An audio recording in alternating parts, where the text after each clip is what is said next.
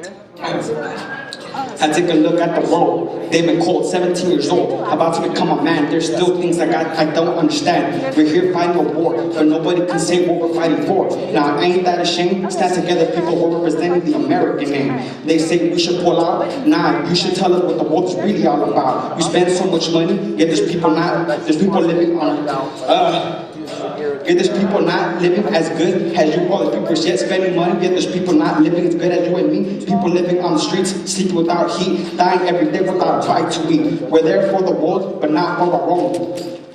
With the excuse that we're scared of getting blown, we need to make a change. Politics rearrange, spending money where we don't belong, and then we wonder why Americans are singing the same sad song. We as Americans need to make a change our minds, come up with better solutions in these desperate times. Alright, I think another problem is overcrowded prisons.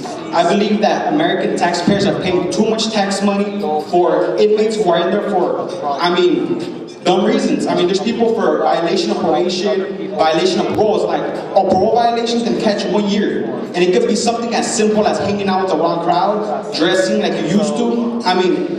Your parole officers are on you at all times. Any little mistake is cost 1 year. But really, that 1 year, it sounds like a little bit of time, but taxpayers are paying for you to be in prison. So I believe that we should take out,